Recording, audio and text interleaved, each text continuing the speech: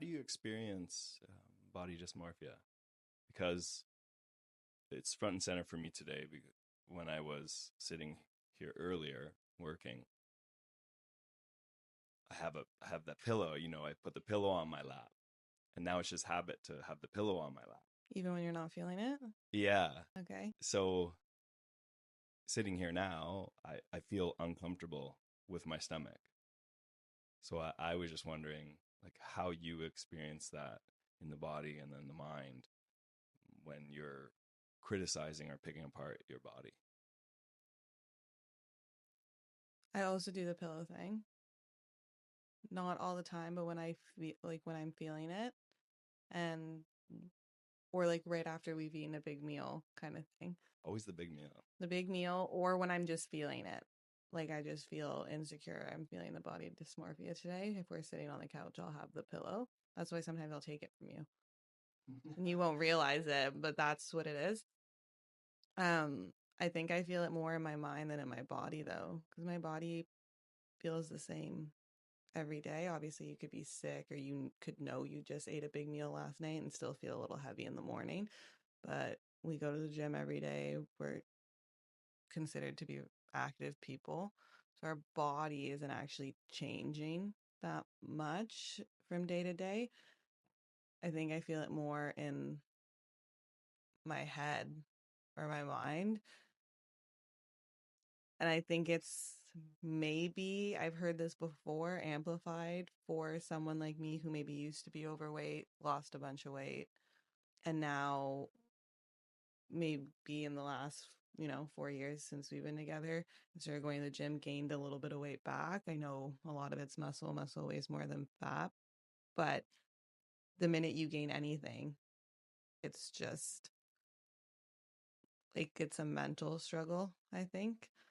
um but I think it also, things like working out harder, watching what you eat, your caloric intake, all those things, it becomes like all you're thinking about for a bit. I don't think it's like that anymore. But at the beginning, because now I'd finally lost all the weight, I was at the weight I wanted, I felt like I didn't have body dysmorphia. But now my mind was going crazy with, okay, well, now how do I keep it? So I wasn't eating as much. We were at the gym for what, like 3-4 hours at that point. Like, I was almost becoming unhealthy to like keep it that way. And even when I was like happy with the way I looked, I would always find something that I didn't like, or I could still be like, I was at the smallest I'd ever been, and I was still, well, I don't like this. And we were going to the gym every day, so I was putting on muscle, and I was still picking myself apart. So I don't think I'm the best person to give advice on how to deal with it. And people always say walk, if you're going to talk the talk, you got to walk the walk. So I don't think I'm necessarily someone who should be saying this either, since I don't necessarily apply this to myself. But I think your body is literally just a vessel. Like, it allows you to do all the things you do, but it is just like a conduit for who you are. And, you know, I, I think just reminding yourself of that your body allows you to do so many things. And, clothes are meant to fit you. You're not meant to fit clothes, things like that. And just trying to, like yourself and love yourself through all the stages your body goes through. Because even if we were to get back at our desired weight and body dysmorphia was to go away and we were completely happy with how we looked, for both of us, in a month and a year from now, things could change. The minute you become parents, things change. So we won't be going to the gym as much. And I think it's just trying to focus on being happy with how you are now. But how does it manifest for you? Well, I can answer that, but I also wanted to ask, do you know, not that it matters, but do you know where it's coming from? You did speak just very briefly about being a different size at a different age.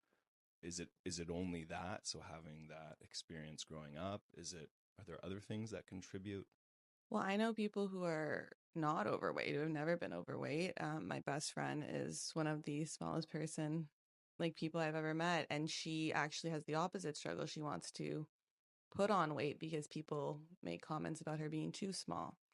And so I don't think it only applies to people who have been at a larger weight. I think our society just tends to body shame people who are overweight more than people who are underweight. But people who are underweight, because now the whole mental health and holistic health and being at a muscle is better than, being small, is kind of what's being preached right now, that people who are naturally smaller, like her, are you eating it, are getting comments like, are you eating enough? Are you things like that? And so I think they feel it in the opposite sense. What about you, though? But for me, it definitely came from, yeah, being overweight when I was younger. I was a huge baby, like massive. But then I was small as a toddler and as a kid. But then I think around age 5, 6, I started developing a little bit of a belly. I definitely liked my food. And then I just kind of became overweight, I think, from then into the end of high school, university. It fluctuated a bit. I was, again, one of my smallest early in high school, from like 7 to 10, grade 7 to 10. But then I gained a lot of weight. And I think it was almost, even though I really wasn't as overweight as I thought I was when I was 5 or 6 years old, being compared to other kids or being told that, oh, maybe you shouldn't have that extra piece as like a 6-year-old, made you feel crappy. So then you all of a sudden kind of didn't care anymore. So then you would almost just be like, well, I'm already fat, I'm going to eat it anyway. And then I think that's what, and the mental struggle of being told that as a kid, I think is what led me to actually become overweight in my teenage years and my adolescence and like early 20s. And then COVID happened and we weren't doing anything. So Brooke and I became very active. We were going on hikes all the time. She's the one who I signed up for the gym with again. We had memberships before but never went. And then we were like, well, we're going to go now. So we had nothing else to do. And I was making my own food at that time because it was COVID. So I was just watching what I ate more. And without even doing it on purpose, I lost all the weight. And I think that was the big difference, is I wasn't trying to. I think when we try to, that's when we're harder on ourselves and it doesn't happen as easily. But I wasn't trying. It just kind of happened because I think I was doing all the right things because I had the time. And I think that's also a big thing, is in our day-to-day 9 to 5, when there's no COVID and you're not at home all the time, you don't have the time to prioritize. And that's not a good thing. I'm not advocating for that, but I think that that's a big issue, is that we don't have the time to prioritize our physical health, our mental health, with everything else you have to do. And life is stressful, and when you're stressed and you're coping, you give into your coping mechanisms, binge eating. Oh, I'll just pick up food tonight instead of cook. I'm not saying that's a bad thing. We do that weekly where we eat out one night, but I think that multiple nights, but I think that that's kind of what leads to, like, the stresses of life is what leads people to gain weight or lose weight significantly, because they're just so stressed and they don't eat, or they're so busy that they don't. But that's how I experienced it. Why don't you share what you experienced? Because my mind is pretty taxed.